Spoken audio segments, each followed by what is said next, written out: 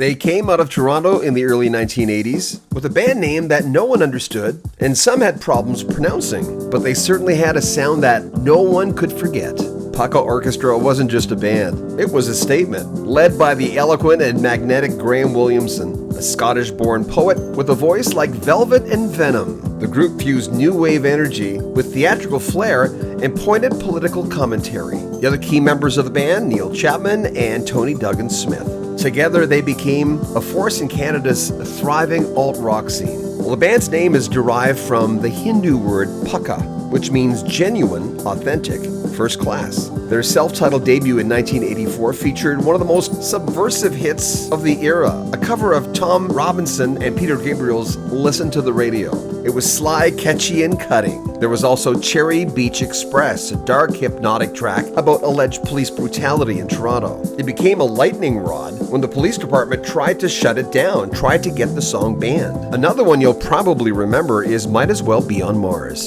Here's a band that really touched nerves. They sparked conversation and then they disappeared. The group received the Casby Award for Most Promising Group, but then two setbacks, big ones. Their record company, Solid Gold, went into receivership. And this is as their album was climbing the charts. And while visiting relatives in Scotland in late 1984, Williamson developed kidney problems. He ended up in the hospital and eventually received a kidney transplant. After that, he returned to Toronto and the band recorded a 4-song EP called Palace of Memory. That was in 1987. Then Williamson was struck with more health problems and had to retreat back to Scotland. In 92, they released Dear Harry. In June 2020, Williamson died, leaving behind a legacy of brilliance and integrity. They weren't around a long time, but they never sold out, and they never stopped mattering.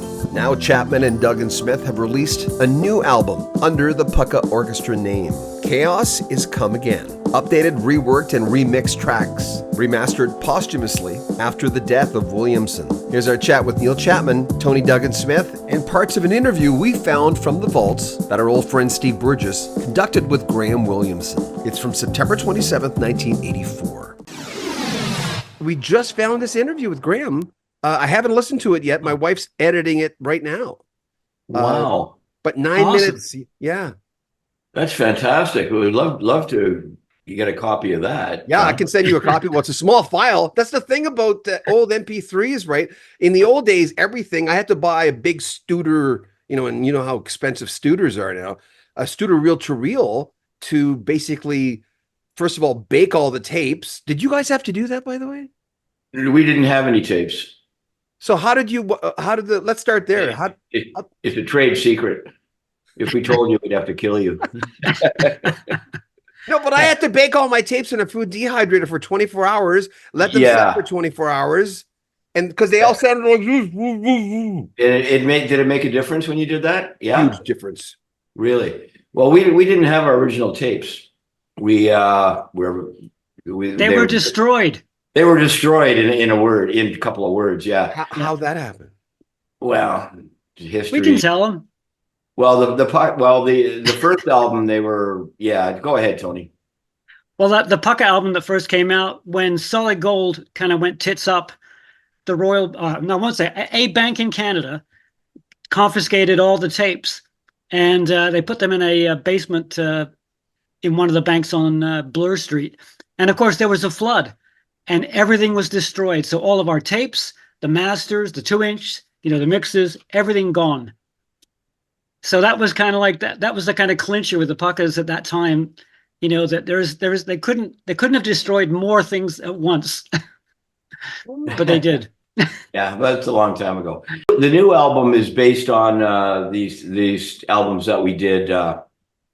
Dear Harry, the two albums. So what I did was I took the albums, and what we did is took got a really good bouncing recording of them. And then I put them in Logic and added more guitars, a lot more guitars, and some vocals, not Graham's, background vocals, and some loops, and I put a bunch of loops on, and then mixed them. Got a really good mixing guy to mix it in, so it's onto the mastered tracks. I always listen to the music at the very last minute because I want it fresh in my mind. And I first of all, I listened to it. I'm going. My first thought was there an attempt to modernize the sound and or keep or a balance of keeping the integrity of the old band, but also, times have changed. That's exactly right, John. Updated. I use the term updated. They were updated with like loops for one thing. So there's some really cool loops and shit that are in there that weren't on the other, that were never on there. The drums were always great, and they were mixed great, and they were recorded really well. But there weren't enough guitars for Tony and I. We never connected with those recordings really. For all these years, like what do you want to? Oh man, I don't know. It's okay, but finally we sat down and listened to it, and then we both looked at each other and said, "Fuck, there's not enough guitars on there," And both we're all guitar players. Graham, Tony, and myself. We write everything on guitar, but they were done in the '80s, so everything was synth. A lot of synth stuff in the '80s, as we all know, and so there was a whole lot of really well played and great synths, but not enough guitars. So we just put guitars on, added them on, and put some solo stuff on, and that wasn't on the original master tracks, and then mixed it all together with loops and guitars. It just felt so much more organic as well than the originals. Yeah. The whole vibe of it. Talking to what's his name? Dean McTaggart of the Arrows. I saw him the other night. I did this interview and it got lost in the shuffle, and we went through every Arrows, the 2 albums, and talked about Earl a lot, because Earl came into the interview with Steve. You got great hair, and Earl says, "It's not hair, man. It's a love sculpture." Earl Seymour, right? We called him the Earl of Snormore because he was a neighbor of mine down in the beaches, and we'd hang out. And Johnny Wright, I don't know if you know Johnny Wright, great singer, but we all hung out, a whole group of us, and Earl was one of the people. And we'd go out and have go bar hopping or whatever, and come back, and we go to my place, and he would on the floor sleeping, and inevitably sleeping on the floor and snoring. So we call him the Earl of Snormore. Oh my God. Who was Graham Williamson? The most brilliant songwriter I'm speaking for myself that I've ever known. I've known, one of them. I know I've played with Leonard Cohen and Buffy and a lot of Carol Pope and whatnot, but he is, for my money, the best songwriter I've ever heard in my life. And I mean, right up there with any of those, and he was just a brilliant energy and insight into the world, like all the songs you're talking about, Every Man and Woman. And he had a heart. He had a real heart. He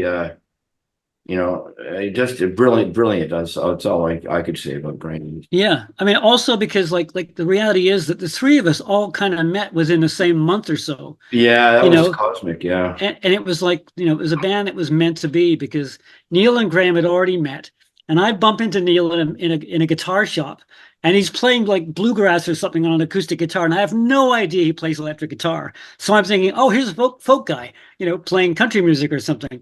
And it was at the Folklore Center. It was at the Folklore Center on the road. Yeah, exactly. So and then he says, I've just done this recording with this guy from England. He's fucking amazing. And so I got introduced to Graham through Neil, all kind of at the same time as meeting Neil, which really was so time, yeah. It was meant to be. Like, it was just a weird thing. We just got off the road, right, with a band, which is why yeah, that's right. Yeah, I come off from rock world since I was a kid. Since I started playing guitar, I was on the road pretty much. A band called Cloud, and then Heat Exchange we turned into, and then Truck we turned into Truck, and we were just I was burnt out from being a rock guy for I was young, I was just a kid, and so I just come off the road, and I was going to get my roots. I'm going my roots that I never knew. And I went, somebody offered me a job at the Riverboat for Allie Jennings de Guzman. She said, "Neil, you want to work at the Riverboat with me?" And I said, "Sure." So the two of us ran the Riverboat, and we'd met just around that time, right? No, at the Folklore Center. So then after that, Chopper and Bill Garrett and Steve Dark came into the Riverboat and said, we've been watching you, and we'd like to, do you want to work at the Folklore Center, Toronto Folklore Center? It was a pretty big deal. And I said, sure. So I went over there, and that's where I met Tony came in one day, fresh off the bus from Halifax, and bringing these guitars in that he was inlaying that were just it was. I mean, it is art. And we met, and I had met Graham in a little a denim factory. We were both working in this where they take old denim and I can't believe it. We both got out with our fingers on. And he said, Graham said, oh, nice to meet you. And you play too and whatnot. And I said, yeah. And he said, well, I'll play. And I've got a gig at the Riverboat. This is when I was still working there, right? I said, oh, that's fantastic. And sure enough, he had gotten a gig at the Riverboat. So we met that way. And then the three of us connected up in Toronto and started writing. Yeah, the rest is history, as they say. Yeah. Yeah. The album has been getting a fairly good response across the country. Of course, that lead-off single, "Listen to the Radio," was that one that was renamed for your purposes? I was told that Tom Robinson recorded it under the name of Atmospherics. Yes, I heard that later on too. I thought it was called "Listen to the Radio," and we suffered from this misapprehension until quite recently. But it turned out that, as you say, it was in fact called Atmospheric.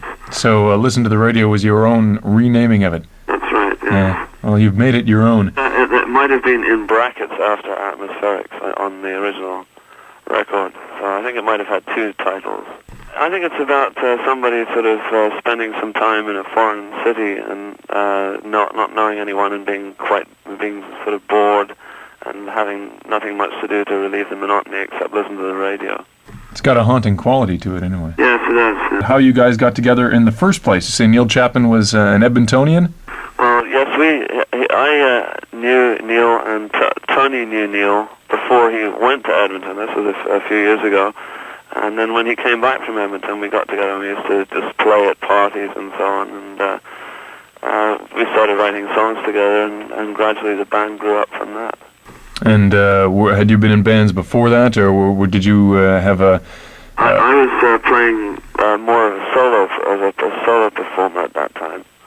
And Tony was also a sort of solo performer.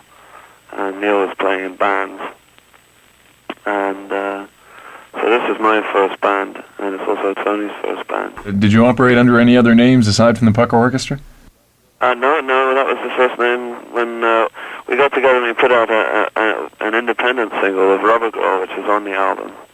And that was the first time that we sort of got a band together, and from that point it was always the Pukka Orchestra. Like Weekend Come Alive, for instance, like starting it off, like I listen to that and I'm going, that's one of the best songs I've heard in I don't know how long. That is so well produced. It's so well done. It's catchy as hell. Tell me about that tune. Well, it's Graham wrote the words and we wrote the music, and with Graham, it was a group thing. And the words are just fantastic. Graham is just such a brilliant writer. And that's a great example of when we listened to it, the rhythm guitars, they were there, but they were well in the background. So I doubled those guitars and turned them into living creatures, and doubled some of the not the actual solo itself, but the lines and whatnot. I added to them and put loops on too, a couple of loops on it to kind of hip it up. Yeah, well, and it makes it sound so much more organic as well. Yeah. Just because, like you said, like the drum sounds and the synth sounds kind of locked it into a time and place, that kind of that is no more. Is Jorn Anderson? Was he the drummer on your early stuff? No, David Norris was on the first album. It was David Norris. Who played drums on that? Wasn't it Jorn Anderson? Jorn on that. Yeah, we went in to record that after the fact. We went to Eastern Sound at the bequest of Solid Gold and Frank Davies. They were looking for the single, and we went in and they suggested that song, and we went in and recorded it with Jorn, Howard A on bass. Yeah, I played on that. Yeah. A long time ago. Dave McMorrow. Oh, McMorrow, right. Rubber Girl. Right. Another great one. And who wrote that one? That's my song. That's yours. Yeah. Care to admit to it, or?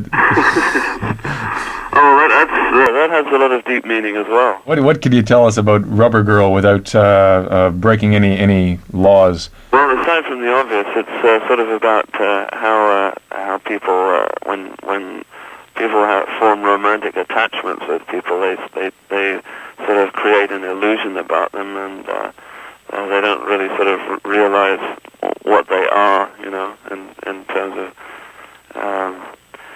they make a lot of illusions around them which don't really pertain to the reality of who they are. She's going to give me a lot of love in exchange for a little air. Right. That's classic stuff. Your third single, the second one was a song of sort of a more local interest, I guess, the Cherry Beach Express, sort of a Toronto song. Yes, that was a sort of piece of Toronto folklore, and that's how it became a song. Well, it's sort of,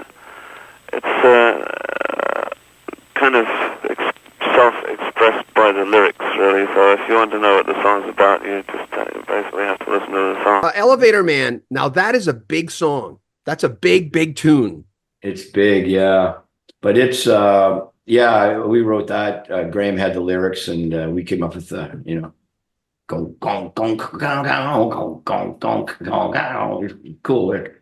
How conscious is sequencing? I mean, it's a thing that I'm starting to talk to with almost everybody, and it's interesting when I talk to guys who, you know, the Yes, Genesis, all those guys, and I'll go, who decided that? And sometimes half of them will go, oh, we just fought like dogs and cats over sequencing. Well, the sequencing is just I don't know. It's always like that. It's always been like that with me. Tony will kind of test it. And then once it comes out, I go, oh man, you know, that song's in the wrong spot. You know, every time, every album Tony and I have ever done, so from Neotone to Auto Condo to whatever. Well, anyway, it's like, oh shit, that song should have been third, not second. So it's purely a thing. It starts out like a committee thing, because I mean, there was three of us involved, and there was like, you know, the Frank Davies and you know, except for management people, you know, like everybody has an idea they want to pipe in. That's right. It fought like cats and dogs. Yeah, well, yeah, that's right. And then eventually you get used to whatever it is. You know, the response I get is more, in hindsight, musicians will say things like, well, you know, the audience, the fans, no one ever came up to me and said that. And because they just like the music.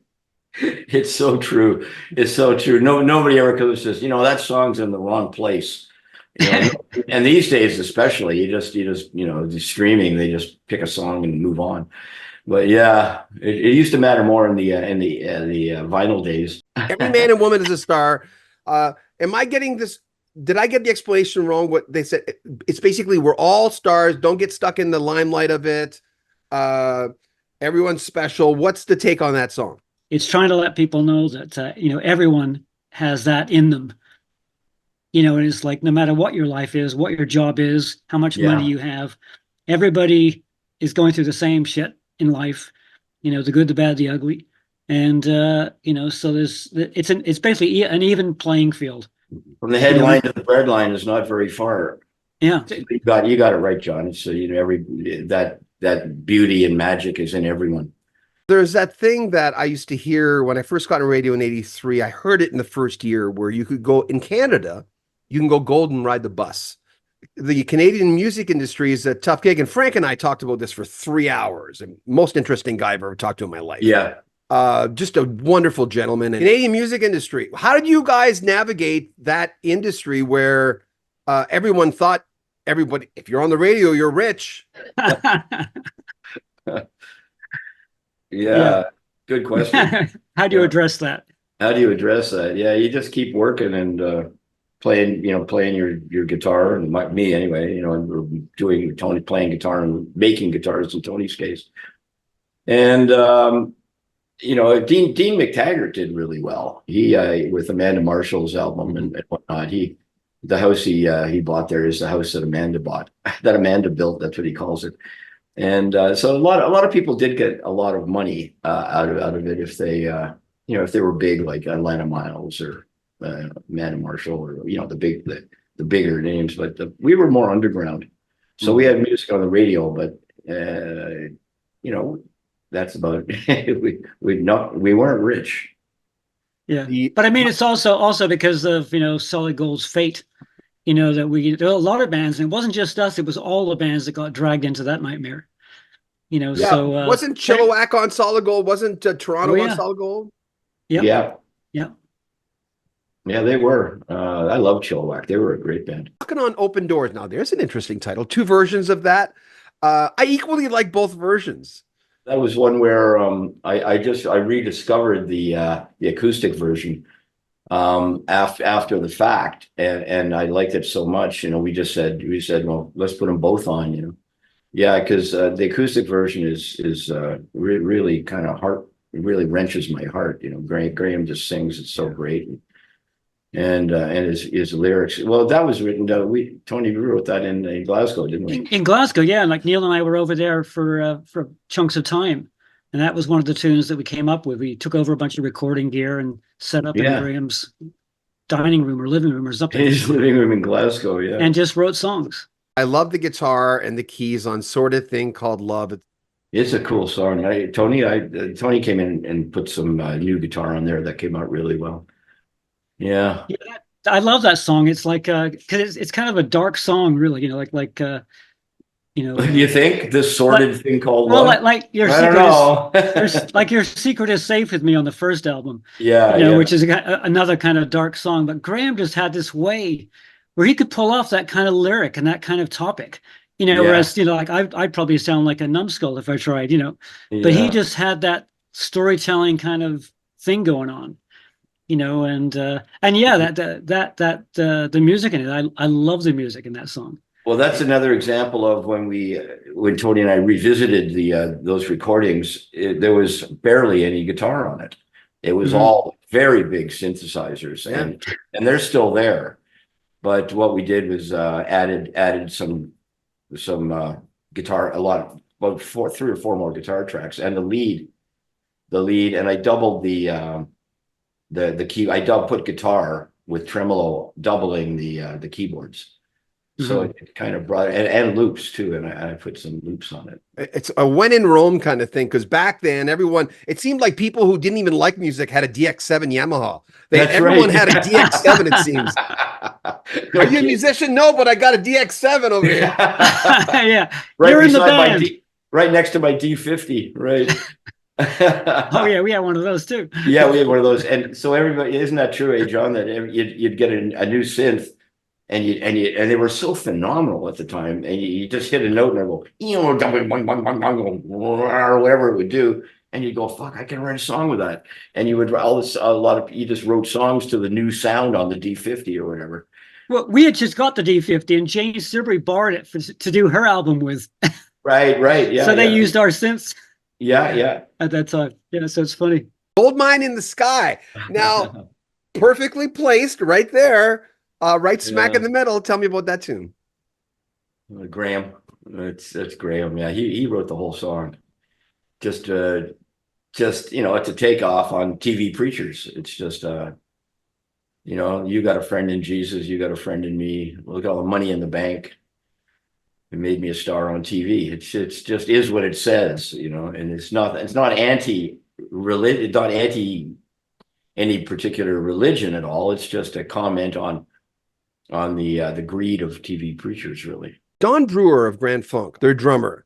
When I was interviewing him, I asked him, I said, well, what do you think of Nash the Slash doing I'm an American Band? And he went, who's Nash the Slash? Yeah.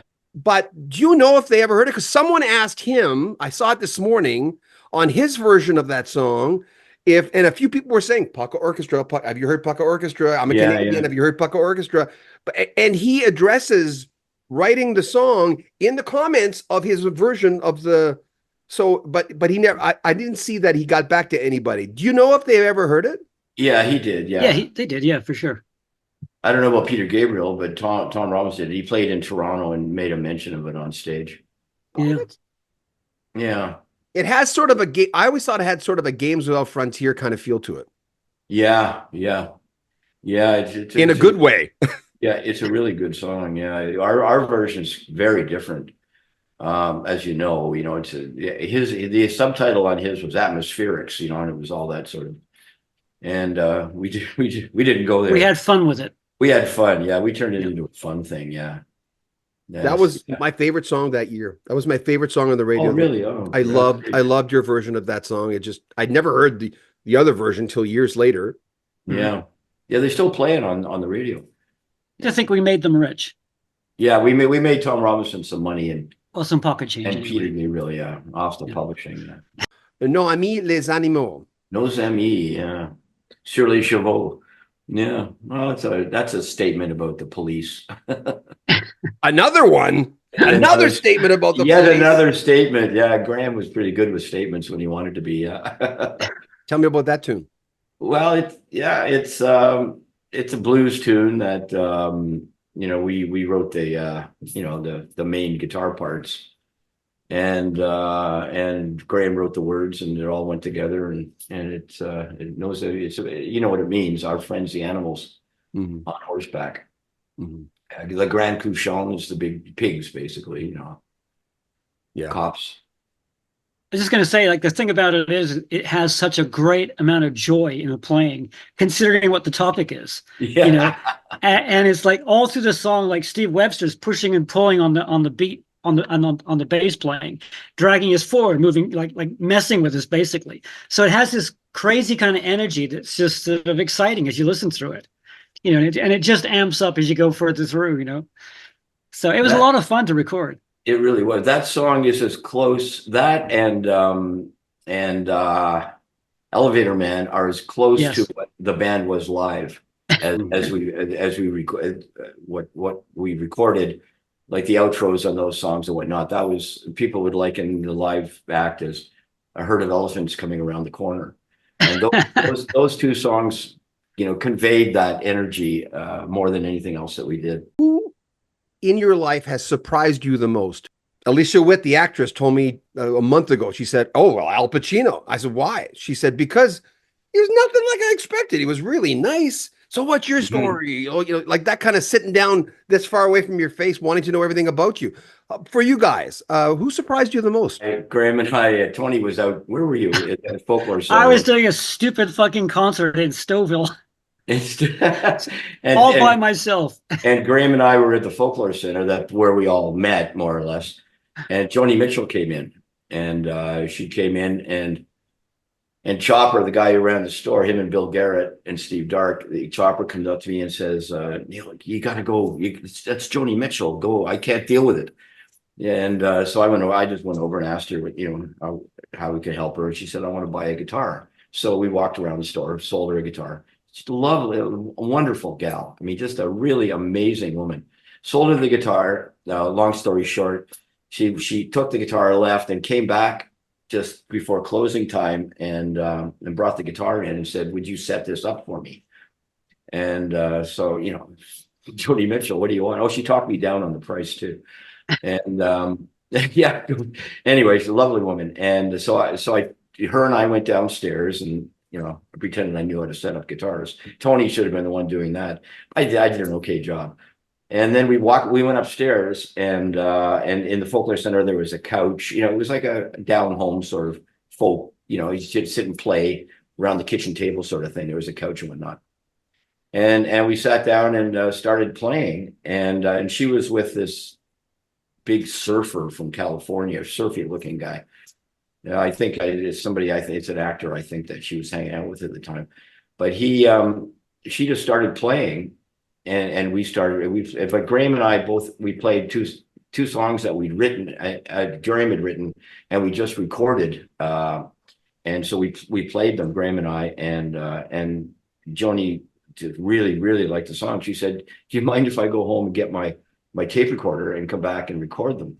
So, yeah, whatever you want to do, Joni. And she's sitting there the whole time. And after we recorded these two songs, she said, "Well, I'll do a trade, get a tape out in her blaster and get it. And if you have a tape, I'll trade a couple of songs, and you can record these." So she sat there and played the album wasn't out yet, Song for Sharon and Hajira, as she was writing it on the road with the Coyote dude, who was this guy. And he just sat in the corner and wept because they were about him, and not openly, but like really emotional in the corner. And we recorded these songs, these two. So I still have them. They're the only version I put them on digital and whatnot. But she was just the most wonderful woman. And I asked her, I said, you know that song, all the people at this party, they got a lot of style. I said, what tuning's that in? So she's here, and she says, oh, it's an open D tuning. She tunes it and sang the whole friggin' song like this far away from me, like Joni Mitchell singing a song to me. And so that was my particular brush with amazing. And she just great gal. Oh my God. Oh my, Yeah. and you got to speak tunings with her? I mean, God. Yeah. No, we had a great time. She was there for a couple hours. While we were there, Globe and Mail was knocking on the door. Hey, the Globe and Mail there. Is Joni Mitchell in there? And no, fuck off. And so we locked the doors and just hung out and played. And, yeah, it was really fun. Meanwhile, Tony was in Streetsville. Where were you? I was in Stouffville, Oh, playing to right. about 15 people. And A while you memorable were there, gig. you met a guy named Ned who changed your life. No, it's Yeah, that's right. Yeah. Let me Yeah. tell you about Ned. Yeah, he sold me a couple of sets of guitar strings for $5, and no, I don't have any story to match that. The only one I can think of is actually prior to the Puckas with a guy called John Giorno, who's a famous poet in the States. And this is when I was art school in Halifax, and he'd come up and he had all these tapes of Dylan and all these other musicians and poets, just like from in a room. And so he said, Tony, it's like, you should make copies of all these because no one will ever have these copies. It'll get lost at some point, and I want to make sure that they're out there. So I spent about 5 hours recording all this stuff and like dubbing it from his tape. And it was neat because I'm not sure if you know John Giorno, but he devoted his whole life to kind of archiving different artists of that time. And Wow. and some of those Didn't tapes know are the lost. story. Yeah. Some of those tapes are lost, through history and time, and because I'm not sure how many people like me he did that with, but I mean his thought was I got to get this into the hands of a few people because it's so easy for recordings to just come and go and they're lost, they're gone. Yeah. So Like that John was kind of Henry. cool, bit of history. Yeah. That included like Dylan and a whole bunch of his pals drunk like skunks singing Wow. a couple of songs. You still have these? Oh yeah, they're on reel to reel. You holding out on us for like 50 years? I don't dare play them, or they'll be dead. You'll Yeah, be you got to worn bake out. them. You got to bake them first. You got to bake Yeah, them. yeah. Queen Street music scene. First of all, describe who you guys were back then. What would you tell yourself back then? God, were we lucky? It was the ultimate Yeah. time because times change, obviously, all through history. Yeah. And that was a magical period of time in Toronto where there were lots of clubs to play in. There were lots of great bands, lots of shifts in music, people trying new things, so it was exciting. I mean, there's no other way to put it. I mean, I lived right down at Queen of Spadina for a long time, and Wow. smack dab between like the Horseshoe and the Bamboo. And it was just, you At could the walk to Stem. gigs. At the STEM restaurant. Yeah, exactly. Yeah. You could walk to gigs, up Spadina or along Queen. It was just go all It the was time. mind blowing, but when you're in it, you don't really. We knew there was something happening. We knew, the Bamboo. The Bamboo is a big one. The Grossman's, the Horseshoe, the Cameron. I mean, all these. You sort of at the time, this is just the way it is. You look back in retrospect and you go, man, oh, what a great cultivation of this music and reggae and from all over the world. Leroy Sibbles. I was with the Satellites for doing that whole Queen Street thing. The reggae band, the Satellite with JoJo and Fergus, and I was playing with Leroy Sibbles, and we'd all play the Bamboo, and he'd go from one night of heavy reggae, and the next night would be Jane whoever doing The Police even, right? They came and played to like Police. 5 people. Yeah. Tony and your grandfather and the name of the band. Okay, well, we were playing one of our first gigs, I think, at was it the Turning Point or something? Turning Point, yeah. Turning Point. Bay and Bloor, yeah. Yeah, and I had come back from I've been in Greece or something. I can't remember the whole We story. were both over there. We met your grandfather in Yeah. yeah. Yeah, so I'd written to, or he'd written to me like in Athens. It was bizarre. He'd written a letter to me in Athens, and I went. You had to go to the main post office in Athens to get it. This is also bizarre. And in the letter, he had said, because he knew that Neil and I were playing music and stuff like that, and he said, you've got to make sure you get yourself into a Pukka Orchestra if you're going to do this musical thing, you know. And it's like I got this letter, and then we're at the Turning Point, and it all kind of came together because we're like we need a name for the band. It's like, what? Well, wait a second. And then, all three of us were together reading that letter, and it was like this bulb went off. And what he actually said, I think, Tony, correct me if I'm wrong, he said, don't fool around with any little bands. Get yourself into a Pukka Orchestra. Oh, yeah, like he meant like a real orchestra. Like a real top-notch orchestra. That's top-notch, exactly. Yeah. And we just looked at each other and went, fuck, that's the name of the band.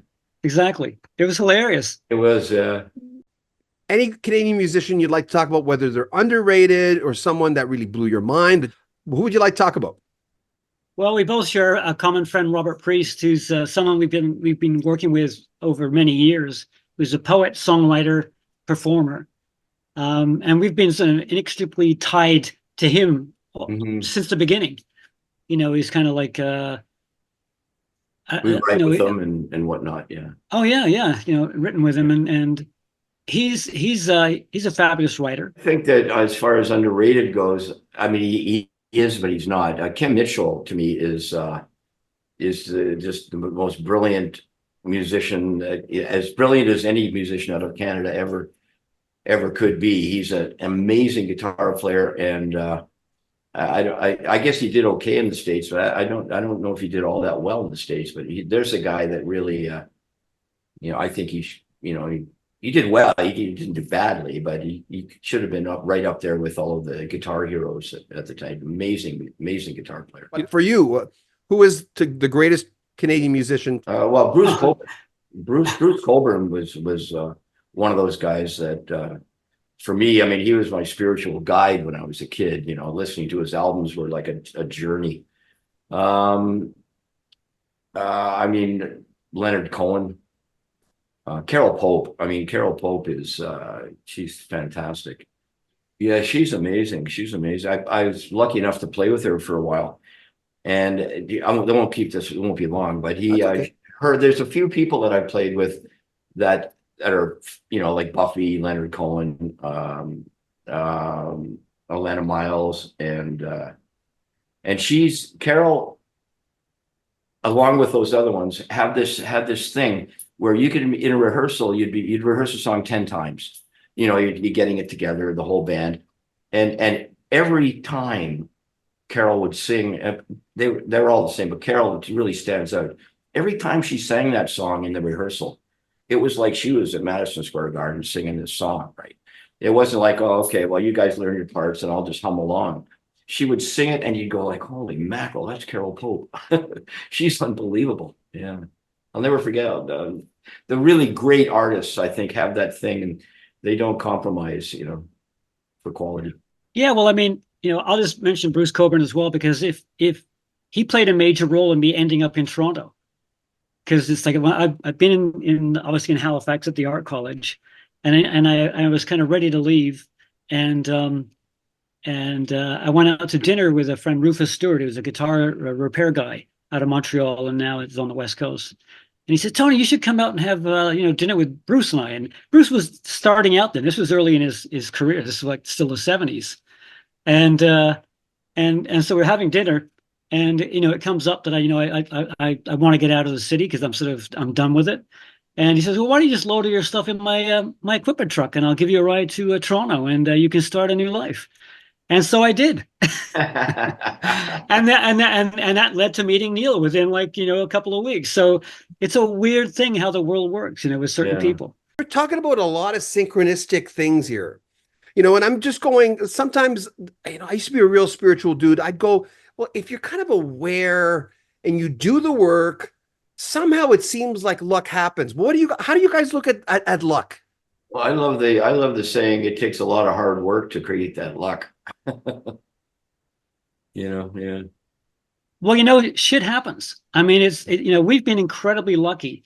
Like after the Pukka Orchestra kind of went down, we get a call from New York from a record label who have basically taken an album that we'd made up here, and they'd put it in a mansion with a bunch of like young teenagers, and said, "Listen to these albums over the weekend." They probably gave them booze and stuff and something to smoke, and at the end of the weekend, that this group of people had picked us. We were not aware of this at all, and so we get a call from Irv Beagle saying, Yeah, this "Guys, is our band Auto. This was Neotone. Neotone, yeah, this is after the Pukka said stop touring and stuff and stop playing." But so that alone was so bizarre, that we would get a call with an offer for a record deal as opposed to all the hard From New work York.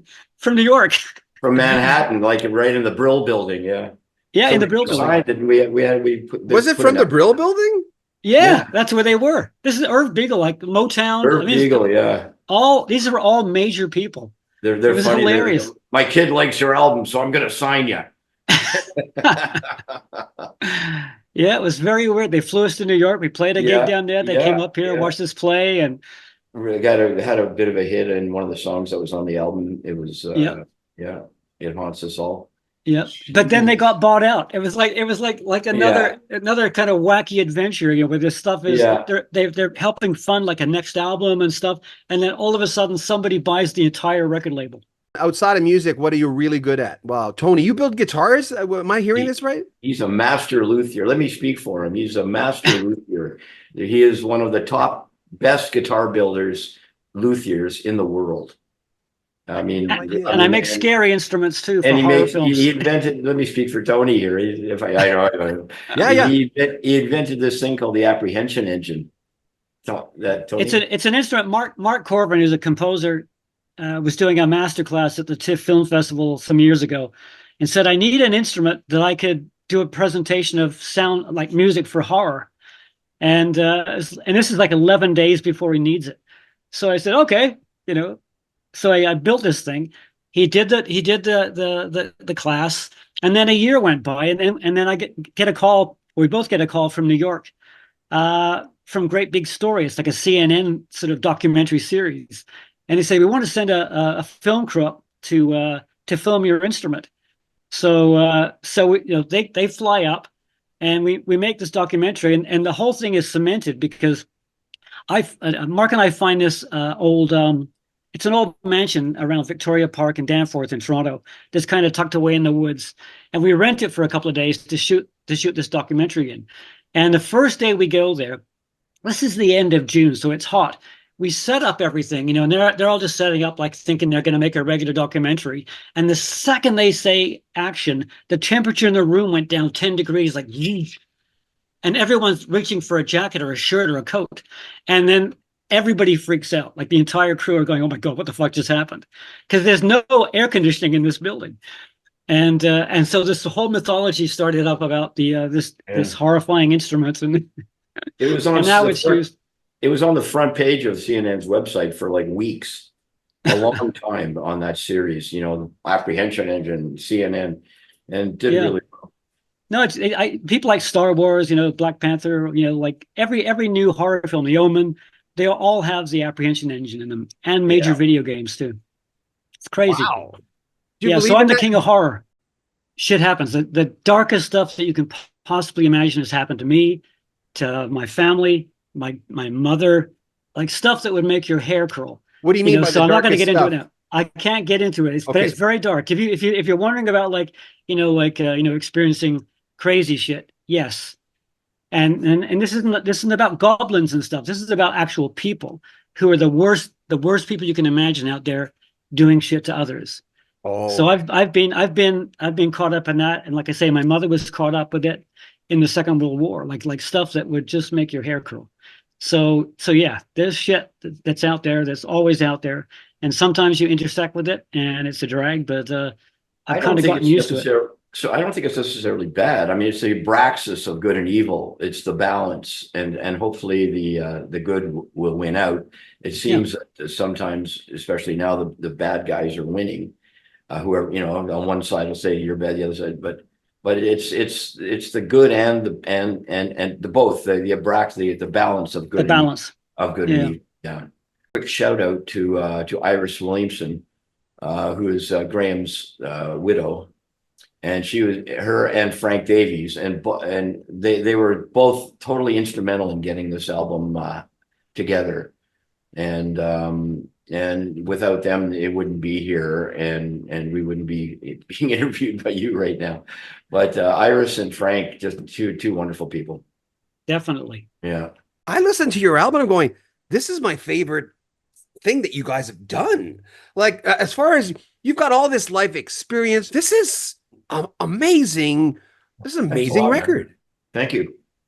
Very much. But are you at that place that we're not in rockers? We're still alive. Like John Anderson last week says, "Oh my God, I'll never be in a rocker. I'll die on stage. Why would I quit doing this?"